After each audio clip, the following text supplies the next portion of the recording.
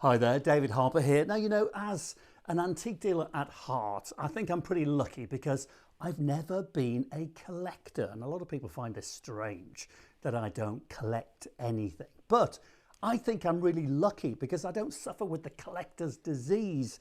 In other words, not being able to sell stuff. I've never sold anything that I've ever regretted. And as a dealer, you've got to be born with this non-urge to collect stuff, because if you don't have that, you can buy something, get great pleasure from it, as I do, learn from it, which is vitally important, sell it, get the money and start the process again. So I think not being a collector makes you a better dealer. However, there is one thing in this life that I have bought, an inanimate object, not referring to animals, an inanimate object that I will never sell.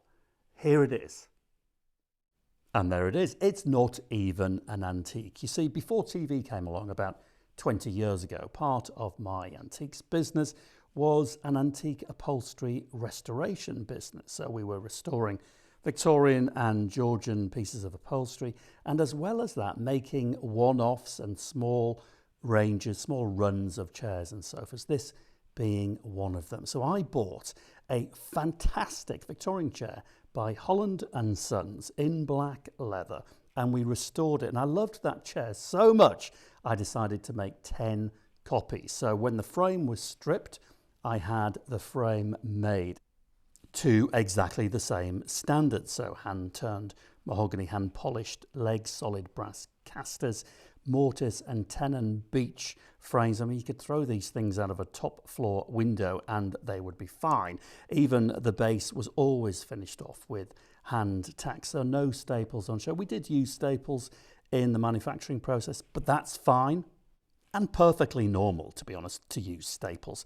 Even with top-end pieces like this, you've got to use modern manufacturing processes and materials. And on that subject, below this utterly delicious crocodile embossed leather here, which I'll get to in a minute, are modern materials, but with a traditional kind of nod. So we used horsehair and coconut fibre bonded together in rubber. So it's rubberized horsehair below there, so you push it, it's softer, it keeps its shape longer than just horsehair. But on to now the subject of that leather, which is astonishing. I only made 2 of these Holland chairs in the crocodile embossed leather for 2 reasons. 1, it was colossally expensive, and 2, when I did go back to try and buy some more, they'd run out and they weren't making any more. So there are only 2 of these chairs in existence. I own one of them. If I find the other one, I will absolutely, definitely buy it. So if you see it on your travels or you own it, I want to buy it back.